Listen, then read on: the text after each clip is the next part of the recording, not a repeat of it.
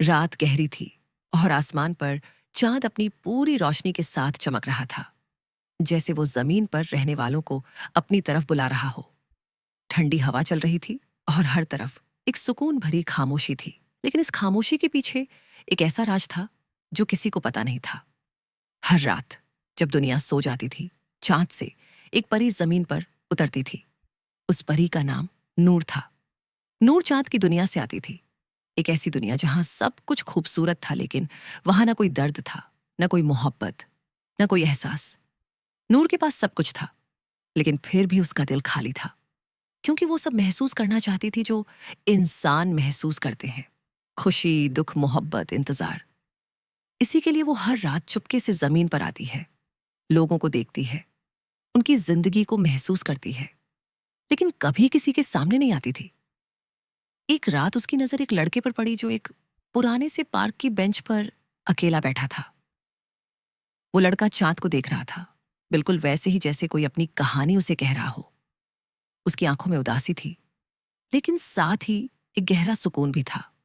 नूर उसे देखकर रुक गई। पहली बार उसे किसी इंसान को देखकर ऐसा एहसास हुआ जैसे वो उसकी कहानी समझना चाहती हो। अगली रात नूर फिर आई। फिर उसने उस लड़के को देखा, और फिर यह सिलसिला रोज का हो गया। धीरे धीरे नूर उस लड़के की आदत बन गई, बिना उससे मिले, बिना उससे बात किए।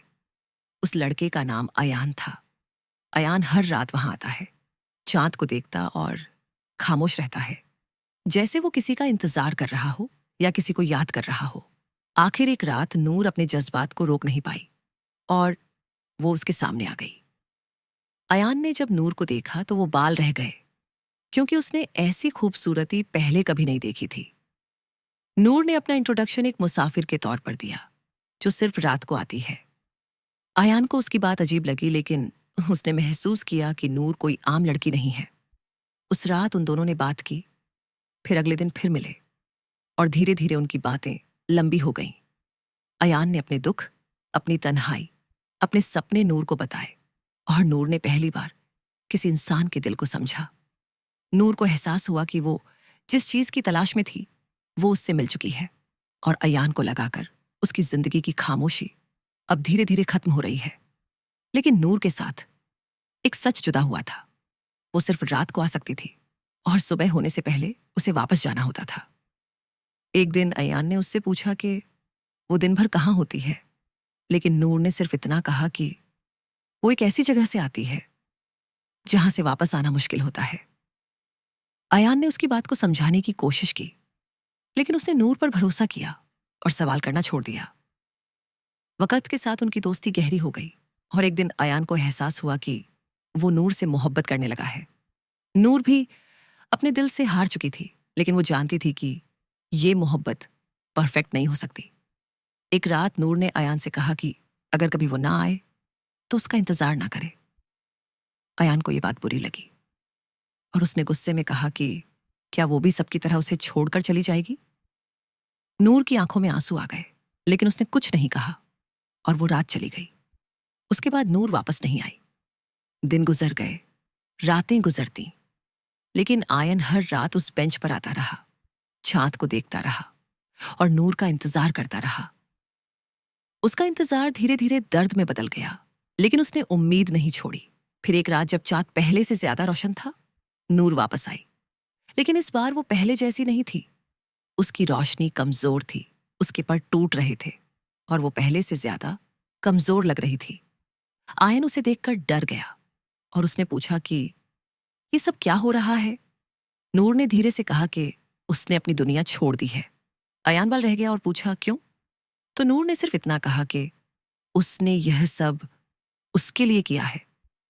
लेकिन अब वो न चांद की रही थी और न जमीन की, वो धीरे धीरे खत्म हो रही थी।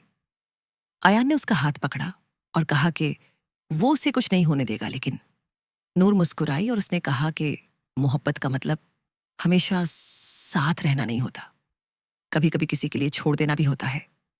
अयान की आंखों से आंसू बहने लगे, और उसने नूर से रुकने की अंधेरी रात की, लेकिन नूर जानती थी कि उसका वक्त खत्म हो रहा है। उसने आखिरी बार चांद की तरफ देखा और कहा कि वो हमेशा उसके पास रहेगी, बस नजर नहीं आएगी। धीरे धीरे नूर रोशनी में बदलने लगी और चांद की तरफ उठने लगी। अयान उसे देखता रह गया, बेबस और टूट चुका, जब तक नूर पूरी तरह रोशनी बनकर आसमान में गायब नहीं हो गई। उस रात के बाद अयान की जिंदगी बदल गई। वो अब भी हर रात उसी बेंच पर आता था, लेकिन अब उसकी आंखों में उदासी के साथ एक हल्का सा सुकून भी होता था। जब भी वो चांद को देखता, उसे महसूस होता कि नूर कहीं ना कहीं से उसे देख रही है। उसे समझ आ गया था कि कुछ मोहब्बतें परफेक्ट नहीं होती, लेकिन वो कभी खत्म भी नहीं होती। और शायद वही मोहब्बत सबसे ज्यादा गहरी होती है।